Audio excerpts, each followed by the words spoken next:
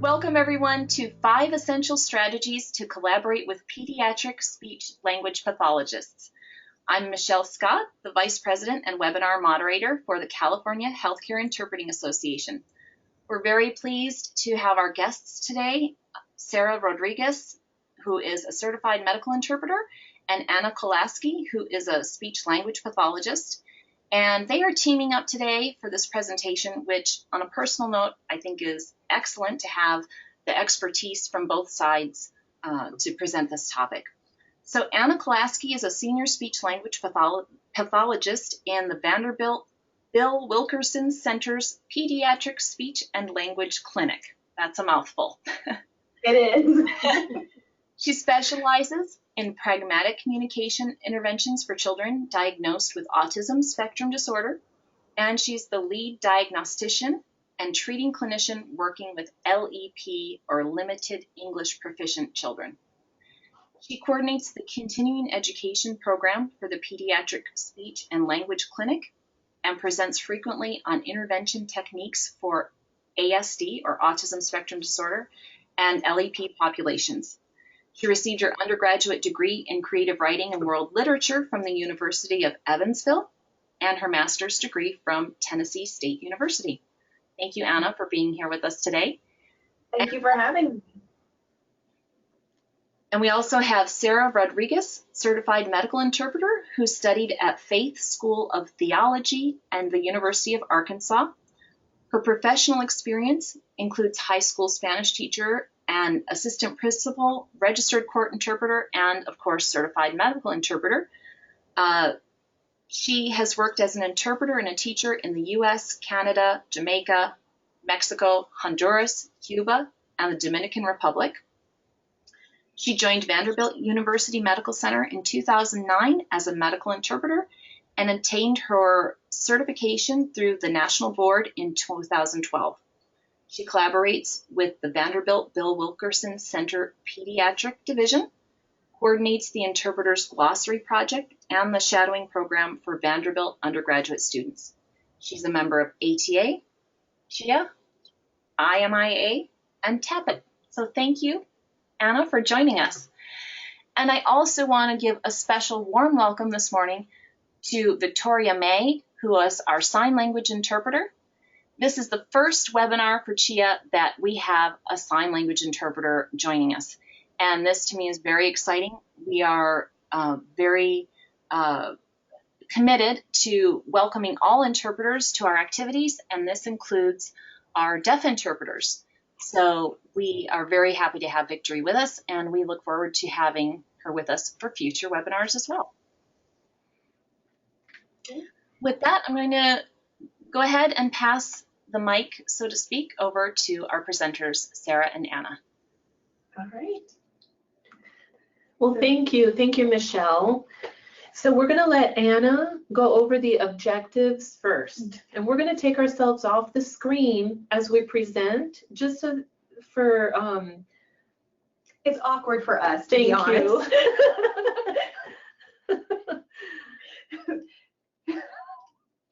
I like looking at Victoria. We love looking at Victoria. All right, so our objectives today are to know how to, if you're a Spanish interpreter, to know how to administer the preschool language scale 5th edition, which is the Spanish version. We also want you to be able to access reliable resources to interpret and translate some of the terminology that we use in the field, and then also want you to hopefully learn to value the relationship between the interpreter and the speech language pathologist, because really everything hinges on that. So just briefly, in the field we talk about these main areas, and when we talk about speech, we're talking about articulation, or the way that you make the speech sounds. We're not talking about what the words mean, we're not talking about how the words are used in conversation or sentences, but just how does the patient execute the speech sound. We talk about about receptive and expressive language, we're talking about receptive or understanding of language, and expressive language is the ability to express, which may not always be verbal. And then when we talk about social communication, we like to use the term pragmatics, but that's just your social awareness of what's going on around you and how you interact within the social environment. Cognition is your ability to process the language. And then we also work with swallowing and feeding, and that is usually a very precise group of clinicians who are especially trained to work in that field. But those are the main areas that we work with in speech pathology. And when we look at language, these are the things that we're most interested in when we are evaluating a child. We're looking at the morphology, the structure of the words that they use. Do they add plural endings? Do they recognize past tense endings? We're looking at syntax, how they put their words together. It's basically the grammar. Phonology is, do they use the correct sounds in what they're saying, and do they follow the rule systems for sounds of their language? So for example, I studied German a long time ago, and the German word for two is spy, which has a TZV sound at the beginning, which is not a typical English sound, but it's okay in German. It's not okay if you're making that sound when you're speaking English. And so we look at things like that. Do they follow the rules? Semantics is the use of the words that you're using, not just vocabulary, but are you using words that go together appropriately? And then of course, pragmatics is, can you take all of that information and use it appropriately in a social situation to express yourself appropriately, but also to understand how other people are using these skills to know what's happening around you. Okay. And so if you look at the screen, I'm going to leave it up for just a few minutes so that you can either take a picture with your phone or write these reputable sites down. It's always important when you're researching terminology to look at reputable sites. You don't want to just go anywhere on the internet. And these are some that we have found to be accurate with terminology. So I hope I've given everyone enough time to write some of those down. If not, we can share some more at the end. But these are some vocabulary examples of some of the words that we have in this specialty. We don't necessarily need to know what fronting, backing, stopping, gliding are, but we do need to know how to interpret them. I don't know how many Spanish speakers we have, but we could ask Michelle to maybe put that question up to see how many languages are represented here today so that we have an idea. But we want to use for fronting, frontalización. So anyways, I'm not going to go down the list and interpret all of these because I gave you some of the reputable sites that you can do your own research. But that's what's important. That vocabulary is very important to help in the fluidity, with the fluidity of the session. I would like to add briefly that the list has caused, we gave you words that caused a lot of discussion in this clinic. And so there was a lot of discussion among the speech clinicians as to what we meant when we used it, and then explaining it to interpreters, and then the discussion amongst the interpreters as to what the appropriate vocabulary is that they needed to use. So it really has been a work in progress. And so you might see some like Bouncy Ball and think, I don't even know why I would use that. But we work in a pediatric clinic, so this is why it's on our list, because it caused us problems. And so again, those are some of the other words. So one of the important things we must keep in mind is understanding the role of the medical interpreter and how it relates, how they relate to the speech and language field. And from now on, if you hear us relate to SLP, that will stand for Speech and Language Pathologist. So we created this Venn diagram versus the usual triangle because all these roles, through some though some are used more than others, are equally important.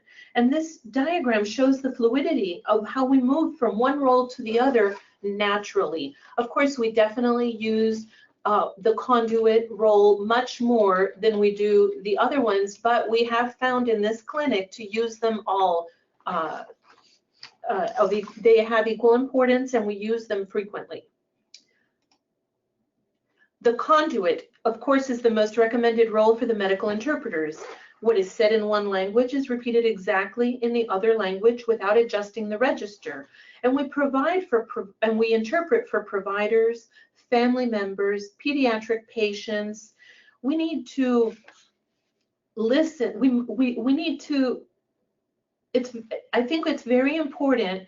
We take it for granted sometimes that, yes, we interpret for providers and for family members. However, we need to interpret for the pediatric patient without adding, omitting, or changing things, because the SLP needs to know, she needs to know what the child is saying to properly evaluate his language.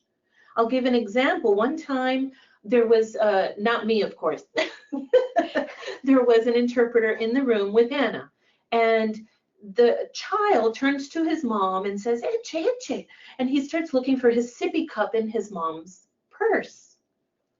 The interpreter had not interpreted what the child had said to Anna, and she looked at the interpreter and said, "What did he say?" And the interpreter answered, "I want milk."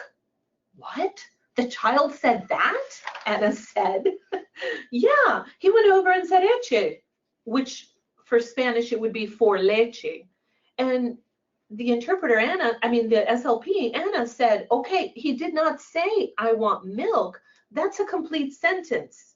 So what the SLP needs to know is if all the sounds were pronounced, if any words were even added or omitted, if you hear anything, I'm not saying you are an SLP, I'm saying as an interpreter, we must provide the SLP all the information that they need to make a more accurate diagnosis of a child's speech and language skills. In the role of the clarifier, the interpreter clarifies, he checks or she checks for understanding, we adjust the register, we make word pictures for terms that have no linguistic equivalent or whose linguistic equivalent will not be understood by the patient. We take on this role when we believe it necessary to facilitate understanding. In our case here in this clinic, we deal a lot with clarifying for patients the referral for developmental medicine. And it's because in the United States, with our Western biomedicine culture, we understand what a referral is. But many of these patients have more severe diagnoses that need further evaluating, or they don't have a diagnosis yet and they need to be further evaluated. And we have to say to the patient, well, we need a referral for developmental medicine, and the patient sometimes has no idea what that means. So we must explain, you need to go to the pediatrician, get an order to go see a specialist. And we explain healthcare culture that way. We also are cultural and linguistic brokers. And I know that that term isn't used that much, but we take on this role when cultural or linguistic differences are leading to a misunderstanding on the part of either provider or patient. In how it relates to the speech and language clinic, it's interesting because in Spanish, and I'm not sure how many languages we have here yet, but in Spanish, there are so many different pronunciations depending on what region you are from. So for example, Puerto Ricans, Cubans, people from Honduras, they have a different dialect, and we don't pronounce the S's at the end of some words. For example, someone from the Caribbean may pronounce the plural for flores like flore. And if the SLP doesn't hear the S at the end of the word, they may think the child doesn't have that in their language skills. which could lead to a misdiagnosis. So as an interpreter, we need to have some keen hearing. We have to listen carefully. If we're not sure where they're from, which the majority of us know where different people are from, but if we don't know, it's appropriate to ask in this setting so that the SLP may be able to diagnose the child correctly, whether their articulation or language error or versus a dialectal difference. Advocacy. We also play the role of advocates. And of course, we all know that advocacy is any action an interpreter takes on behalf of the patient outside the bounds of an interpreted interview. The advocate is concerned with the quality of care in addition to the quality of communication. Interpreters appropriately become advocates when the needs of the patient are not being met due to a systemic barrier such as the complexity of the healthcare system or even racism. Advocacy most often takes the form of giving information or connecting the patient with the proper personnel to resolve the patient's problem. In our clinic here, I took on the role of advocate. We had, when administering the Spanish edition of the preschool language scale, that is an assessment that Anna will go over shortly, and we shorten it and say PLS 5. So the PLS 5 Spanish edition was created and normed for monolingual Spanish and bilingual speakers. Interpreters and our interpreter services administration debated on how it was to be administered, mainly because it goes against the main role and the whole principle of interpreting. You see, the test must be administered in Spanish first, and then the SLP will go back and administer whatever the child did not answer in Spanish or answered incorrectly. It took several meetings to discuss and come up with some protocols that satisfied both the SLPs and the interpreters' codes of ethics and standards of practice. But we did it, and in this case, we were advocating for the patients who were bilingual or monolingual. Okay, so I love this, this graphic because this is really everything that we as speech therapists look at when we are trying to determine if a person is using language appropriately. And so the trick is this is also what I need an interpreter to understand about the primary language when they are interpreting for a patient. So I do want to back up just a little bit. So it's a great graphic, and if you get the chance to really kind of look at it and study it a little bit, I'm sure you already know a lot of where things fall into place, but some of this terminology is what we use a lot, and it may not be exactly familiar to you. So, but it's great, and I think it's easy to follow. She thinks it's easy. I hope it's easy. Of course, interpreters, we're linguists, so we love all this knowledge, all these little parts of speech and learning all this. Yeah. So I do want to talk about in the field of linguistics, there's discussion and debate about whether or not all of the parts of speech truly exist in all languages, and that's really an academic argument, and it's not one that we're going to solve today, obviously. But what we really need to know when you are interpreting is if there's an equivalent to it, is it being used, or is it assumed, is it just part of it? And so, sorry. I know. So it really is important, and it's perfectly acceptable to stop, you know, and say, I want to clarify for you that maybe the child is only saying the dog, but in this context, it's not just saying this is the dog. It means, you know, it's calling attention to the dog and gaining somebody's attention that way. I do also want to say that not all languages follow the same rules. So Noam Chomsky, a brilliant linguist, created this sentence, colorless green ideas sleep furiously, which is a beautiful, grammatically correct sentence. Everything's in the right place. All of the grammar is appropriate. It makes no sense. Try interpreting that one. Right? So we definitely need you to interpret for grammar or syntax, but also for meaning. So interpreting during therapy. These are some important tips. We need to conduct a pre-session. And I do the pre-session mainly when we're evaluating a new patient. Not for someone who comes in every single week, the same day, the same hour for many years. It just doesn't make sense to do that. And with the same therapist. I've done the pre-session, we know how we work, but when it's someone new, we do a pre-session. It's very important. Unless something changes, I do a pre-session with the therapy patients. But if not, now unless it's a new family member too. So we use the consecutive method of interpreting. We monitor for and clarify misunderstandings, always. Provide cultural and linguistic information.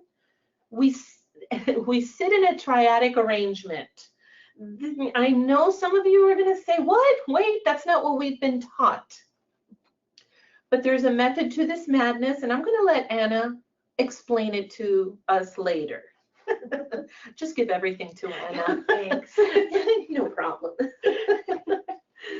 So really, the rooms are very small. Sometimes you don't have the ability to sit next in the correct fashion, but we did find a reasoning behind this.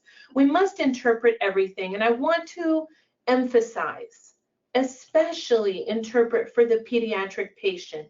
We may think it's insignificant what they're saying, but it means a lot in the scope of things.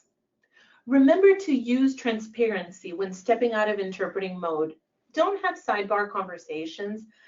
We need to be reminded of that. Expert interpreters also need to be reminded of that. We always maintain transparency.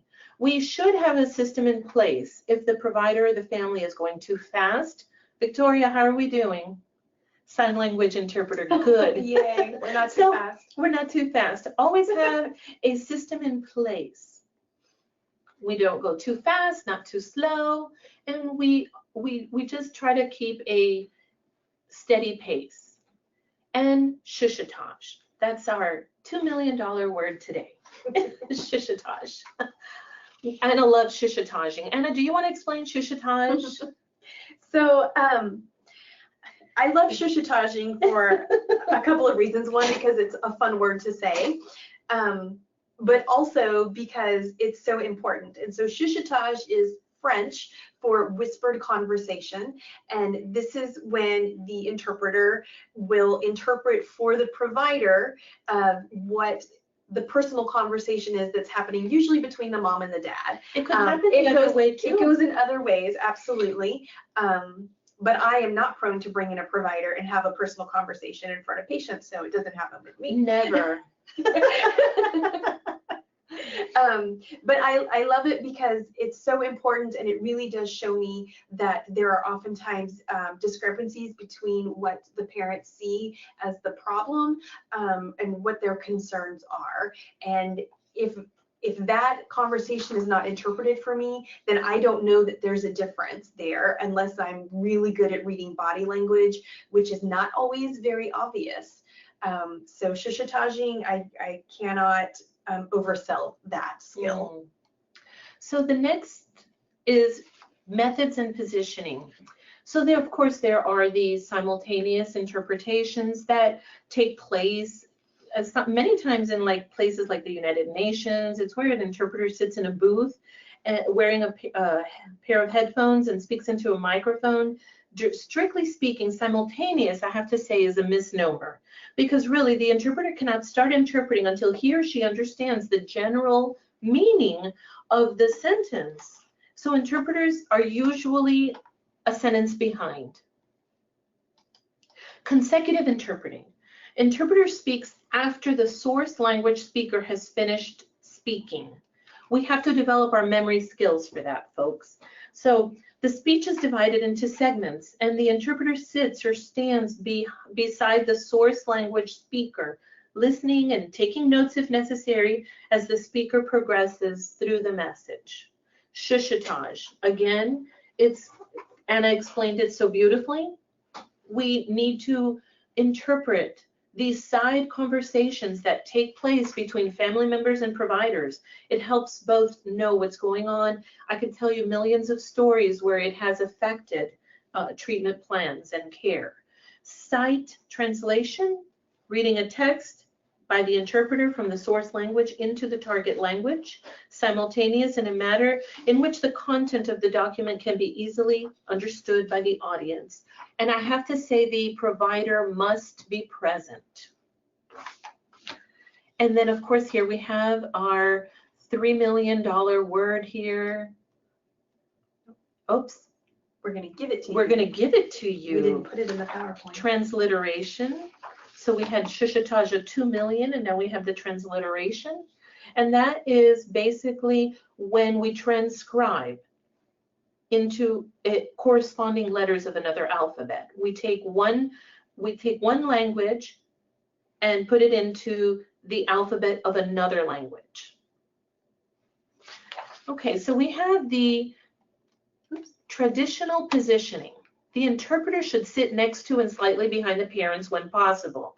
This emphasizes the message, not the interpreter. It reduces distractions. It increases engagement. But Anna over here. So I will confess that this was a difficult roadblock in the beginning, because I found that using that traditional positioning did not work for the families that we were seeing. And so I would actually go into the rooms ahead of time and rearrange the furniture to make this wonderful triadic positioning. And then poor Sarah would come in and would just really be uncomfortable with it. But I would have her sit in a chair, and she's so nice and accommodating that she would do it, even though I could tell she was very uncomfortable with that. And the reason why I started doing it is because it allowed opportunity to provide more feedback. Initially, the families were really more concerned about interacting with the interpreter, and they were turning around and they were looking at the interpreter and not really having a conversation with me. And I thought, well, if I want to have a conversation, I just need to support that better. And the easiest way was to bring the interpreter into the conversation more obviously. And the feedback that we've gotten from the families is that they are more comfortable. They feel like it's more naturalistic for them. They're just generally more comfortable, and the children are more responsive to it because it does feel more conversational to them. There were quite a few children who were really confused by the interpreting process, and this seems to have smoothed that over a little bit. And I think we have to keep in mind that many of the children served in this clinic have limitations. Mm-hmm. So they're not all typically developing children. So a child who is developing typically may have less difficulty dealing with the traditional position. However, this arrangement did work better, and it actually supported the interpreter's goal, which was to make the providers and the families the most important relationship. Exactly. So I want to take a minute, and if we could send out our poll, Michelle, and ask everybody what the languages are that they translate for. Sure. I would appreciate that. Yep, we'll go ahead and launch that right now. Okay. And so I will tell you that most of the patients that we see here who don't speak English primarily speak either Spanish or Arabic. Now I will say I do get I mean, just yesterday I had Somali. So, I mean, there are other languages that do come in here, but Spanish and Arabic are the most popular ones. And Spanish and Arabic are the only languages that we have on-site interpreters for. Everybody else, we have to use the language cart. So I may have worked with some of you already through the language cart that we use with video remote interpreting. But I want to take a minute and talk about the Spanish PLS-5, which is the preschool language scale that Sarah mentioned earlier. And because this is, I'm going to interrupt you just one moment, because while the poll is up, we can't see victory. So I'm going to have you just pause so that all of that can be reviewed with absolutely. I'll go ahead and close this poll now and share the results on the screen. So we have most of our attendees are Spanish speakers. We have some ASL interpreters represented, and then 15% are other. Okay. I'm going to repeat that just one moment so that we can have the on-screen interpreters. So we had about 80% of our attendees today are Spanish speakers. We have sign language interpreters, and then 15% of our participants are other speakers of other languages. So if you could go back and explain again, if you wouldn't mind, what you were saying about the PLS-5, the introduction. Absolutely. So the PLS is the Spanish preschool language scale. It's out. Its 5th edition is out, and you can see a picture on your screen. It's it's got a lot of pieces to this assessment, but this test is the one that Sarah mentioned, where it really did kind of throw a loop into the plans of our expectations of what interpreters did in our evaluations, because this test is designed to be administered in Spanish first, whereas before we would always do whatever we could in English, and then we would ask the interpreter to then interpret for us. And that's what the interpreters were comfortable doing for us. And it really did lead to a lot of conversation and training between individuals, but also between our department as to what we needed to do. And for the interpreters here that speak Spanish, you don't have to do a sight translation. I wish, you know, for future, we could put a picture of one of the pages, how it is. No, we can't. So we can't do that. So anyways, it's highlighted in blue and bold. The Spanish is already written for you. So it's to alleviate some of us who may be rule followers. It's in blue and in bold what you have to say. You don't have to, because they want to test certain things, and you can only say what is written. You can't add or change anything. So I think this is a good time maybe to pause and ask the poll question of how many people have experience with the Spanish PLS-5.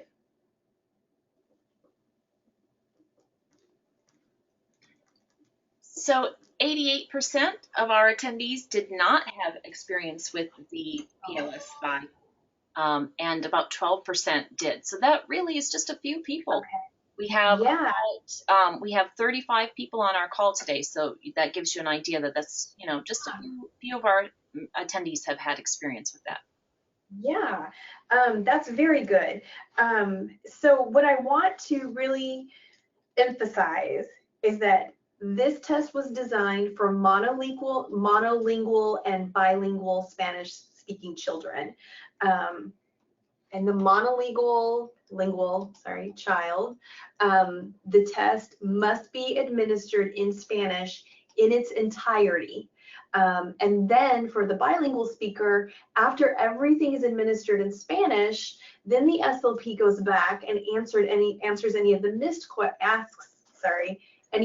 questions in English. And what this does is it yields for us a whole language score, because we have figured out that children don't learn everything exactly the same in Spanish and English, or any other language for that matter. And so what was happening is that children were either being tested only in English and then qualifying for a language delay when they really didn't necessarily have one, or they were only being tested in Spanish, but they weren't being given credit for any of the English that they might know.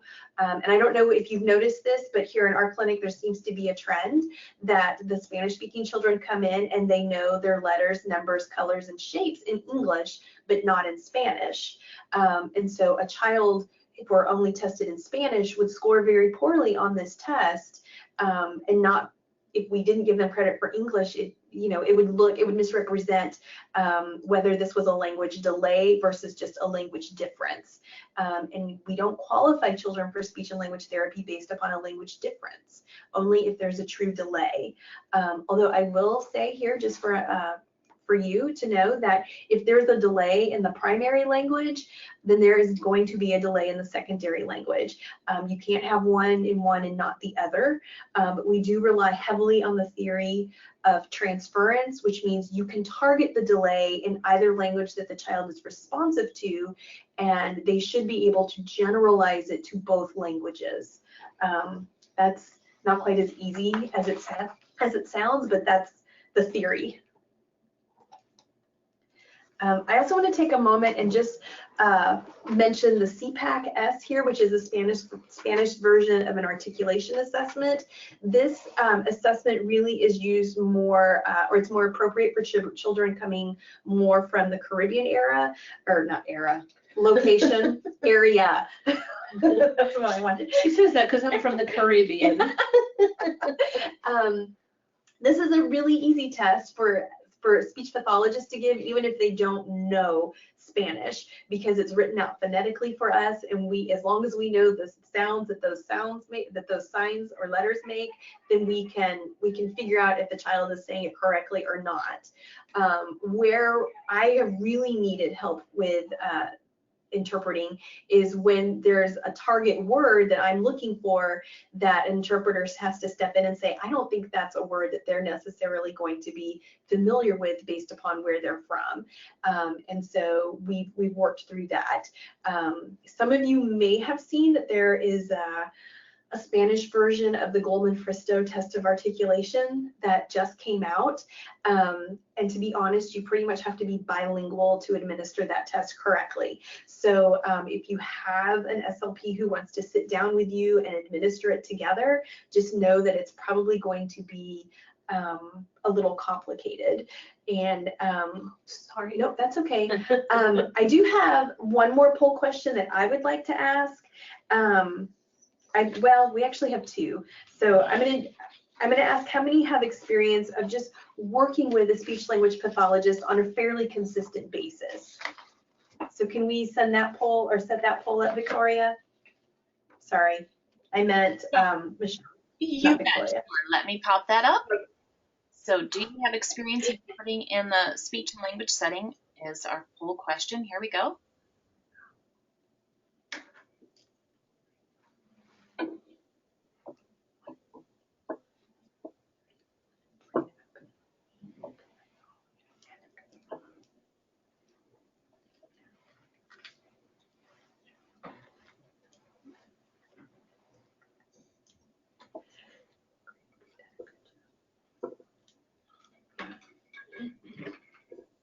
So about 88%, a little over 3/4, said that they did have experience with it, and 12% said no.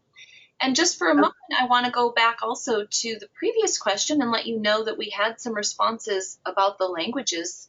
So we do have some speakers of Chinese and Cantonese on our call today, in addition to Spanish and ASL. All right, very good. Okay. So this is a question that I want everybody to answer honestly. Of the interpreters who have worked with a speech language pathologist, I want to know how many of you feel personally that the child was misdiagnosed. Either there wasn't a delay and given a delay, or you felt like there was a delay.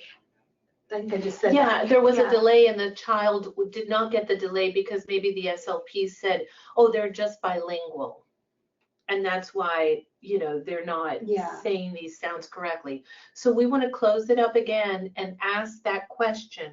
How many feel that an SLP gave him misdiagnoses, or a child was misdiagnosed because of speaking two different languages? Yeah. Okay, so I will go ahead and launch that poll. Thank you.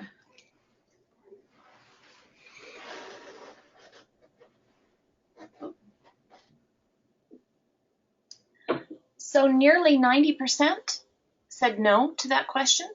Okay. We have about 10% that said yes. Okay. All right.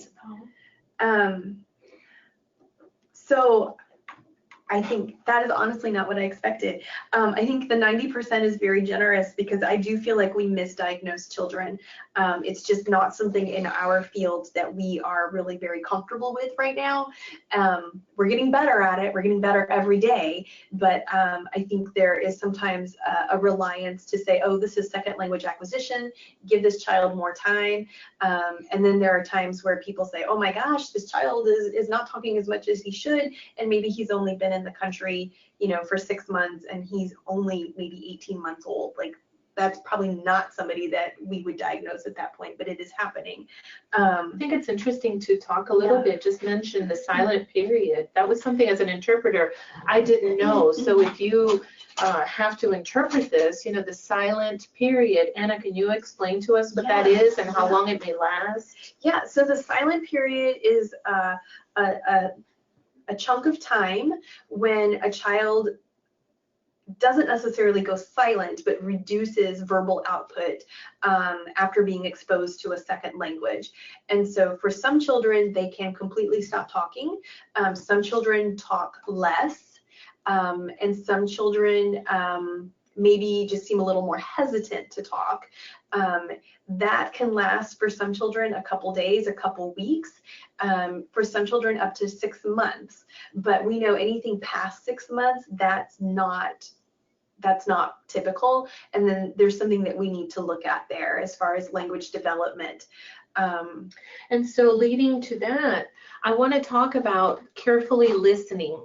I think that it's important for interpreters to listen carefully what the child is saying, interpret and interject properly. Interpreters should inform the SLP when words are mispronounced. Again, we're not the ones giving the diagnosis. We're just providing what we hear. So that's why we as interpreters need to listen carefully. What we hear in this specialty, we need to hear, oh, and you know what? As in our language, we know if a child is saying cada or casa in Spanish. And if we hear that, all we need to do is tell the SLP, we heard a D when we should have heard an S. Mm-hmm.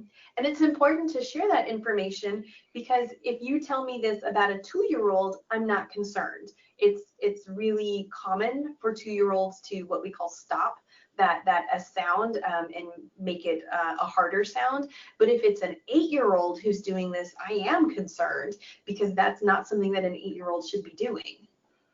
And the other, it helps, again, the SLP make the accurate diagnoses. Okay, so SLPs are listening for patterns in the child's speech. Again, we don't need to know that they're stopping or devoicing. We don't need to know that. We just need to know how to interpret that. But we must be able to tell the SLP what we heard. Let me give you some fun listening stats. In our center-oriented society, listen is often overlooked as an important part of the communication process. Adults, we spend about 45% of our time listening, more than any other communicative activity. On average, workers spend 55% of their workday listening, and managers spend about 63% of their day listening. Most of us are distracted, preoccupied, or forgetful about 75% of the time that we should be listening. How many of you are listening? Or did you get bored with all the stats? We listen at 125 to 250 words per minute, but we think at 1,000 to 3,000 words per minute. So at this point, we'd like to open up, so in summary, Anna. Well, yeah, so to summarize that information, for those of hearing, it is easy. It's the listening that's hard, and it's the listening and then sharing and conveying that information, which is really the most important piece of the interpreter and speech pathologist relationship when it comes to evaluating patients. So we feel like we have established an excellent collaborative relationship where we know our boundaries, we know our limitations, we respect each other's standards of practices and roles, ethics. And so whenever there's a reason why we need to go beyond our scope, we discuss it, and we come to the table with some clear expectations and accommodations, because in this clinic, it is a unique interpreting experience. It's unlike other areas. Yeah. So at this time, we'd like to invite people to send in with questions that they may have. I do want to take a second while you're thinking of questions to explain what is exactly unique about our clinic. And it's the fact that we have 2 Spanish interpreters assigned to our clinic. Our need for interpreters was that great that we had them specifically assigned to our clinic. And we also have audiology upstairs, and so they will run up to audiology also. Sarah is one of those interpreters and has recently kind of been started to be pulled to other areas of the hospital again. And some of you may see her on the video remote cart interpreting system that we have sometimes. But it's just been really, having an on-site interpreter has been much more beneficial to us for that. And because we had such a high influx of Spanish-speaking patients, we were able to bring in and kind of make a case for why we needed to have a Spanish interpreter here. It is, and I've been interpreting for 27 years, and I know it seems like a long time, but I struggled with stepping outside of my boundaries, but I do feel comfortable because bottom line, we are providing the best quality care for bilingual patients and families. Yeah. So I mentioned earlier, Spanish and Arabic are the only on-site interpreters that we can consistently get in our clinic. And anybody else, we have to use Language Line or the video remote cart for interpreting. And those have their own challenges and disadvantages just inherent to what they are, especially when we're working with the pediatric population that may or may not be cooperative with what our limitations are. But it's coming around full circle, I think, in that we are better able to identify these children, the ones that have a true language delay versus the ones that need a little more time to sort out the language differences that they are experiencing. Thank you both, and we are in fact getting some questions in, but we'll continue to allow people to digest some of this information, and do use that question box to send us any thoughts that you have, whether you have specific questions, if you have any examples or comments about the content. But one thing that I would like to mention is that I like, Anna, how you're talking about those role and boundary issues, because I think as an interpreting profession, we're doing a good job at promoting codes of ethics and standards of practice and certain modalities of interpreting, but we are not yet as proactive in teaching critical thinking and how we sometimes need to adjust our practice in order to meet the needs of these different settings and situations. I think mental health is a good example of how sometimes we have to use critical thinking to adjust ourselves in order to best facilitate communication. So thank you for bringing that up. I think obviously speech and language is an area where the interpreter does need to participate more fully. Yes. Absolutely. And these are things that were discussed even with management and the administrators in the hospital, within the hospital, going back and looking through standards and protocols, because we value the importance of establishing these protocols and boundaries.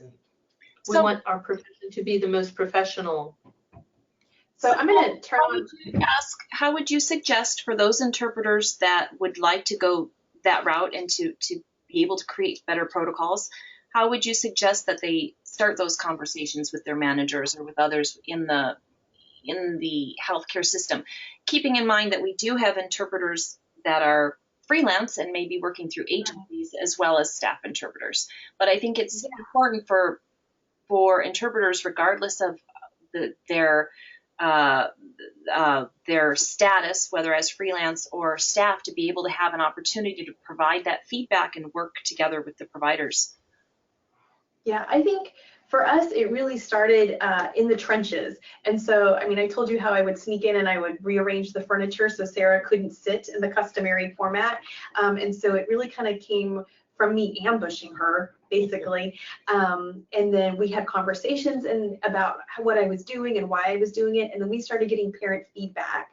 And Sarah was like, okay, this is good. I can see where this is working. And then from there, it went from us talking to management about this is what we have and this is the need and what we're seeing. But really it was the release of the Spanish PLS-5 that really pushed everything into hyperdrive there, because we had to have it administered in Spanish before English. And that was the big sticking point for interpreter services. That's where I stepped in and I said, okay, wait, I can sit in a different area. I can do these different things that Anna sabotaged me.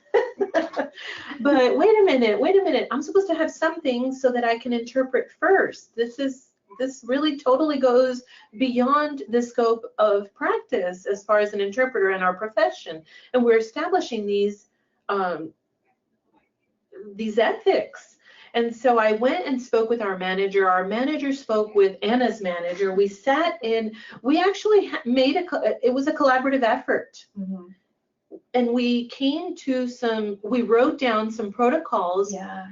And it took time, and it took multiple conversations. And I think when it really got down to the nitty gritty, it was interpreters were saying, well, it's unethical if we do it this way. And we're saying, well, it's unethical for us if we don't do it this way. And really nobody should be unethical because we're all working for the betterment of the child.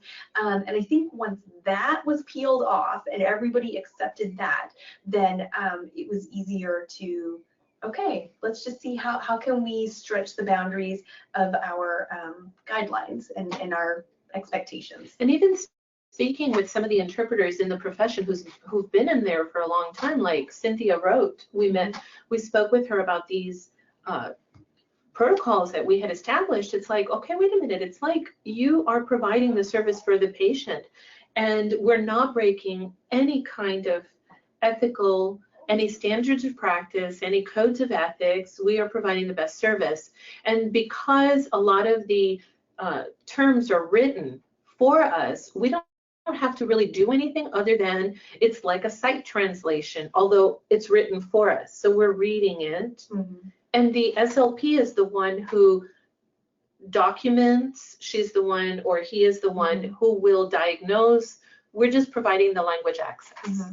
But as far as how to create something more like this, I do think it's starting off with a clinician and an interpreter who work together frequently, who have established a good rapport. Sarah and I are friends outside of work and are able to discuss things honestly with each other. And so we were able to have really good, honest conversations about this that could then we could be taken back to managers to say, you know, I don't want to get Sarah in trouble, but I do need her to do this. And Sarah's saying, I don't want to, I don't know if I can do this, but Anna needs me to.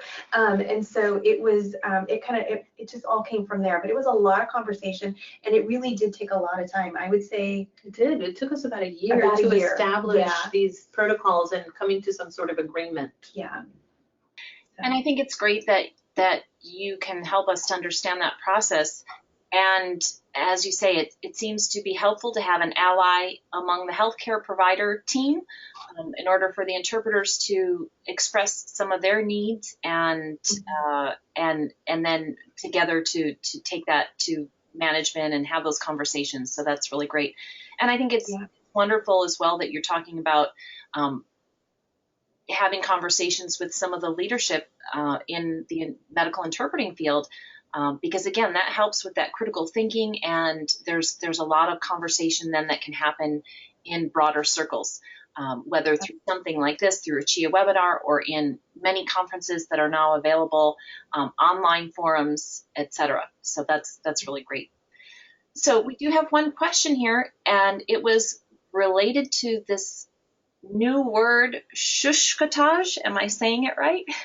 Shushkatage. Shushkatage. Okay. And so the comment was about how it can be used. The example you gave was how it is used with on-site interpreting. How about over the phone or video remote interpreting? It doesn't work well over the phone or with video remote interpreting, and part of the reason is because with the phones, what we've noticed is when we have to put it on speaker in order for the interpreter to really even have an opportunity to try to hear what's happening in the room. There's just too much going on. So unless there's a conversation happening right there in front of the phone, it doesn't happen. So it does fall on me to interrupt and say, I'm sorry, the interpreter can't hear you. I need you to speak closer to the phone. Or even the interpreter can say, because when we're on the other end as interpreters with our headsets and we're doing either video remote or telephonic interpreting, we can't hear if multiple people are speaking. So we have to have one person speak at once. So when there's a lot, it's actually awkward, because I've even heard some providers say, oh, they're just talking amongst themselves. I feel even uncomfortable because the provider needs to know what's being said, and vice versa. The patient needs to know what providers are being said. So it's very difficult to do with VRI and telephonic interpreting, but it is a must with on-site interpreting. Yeah.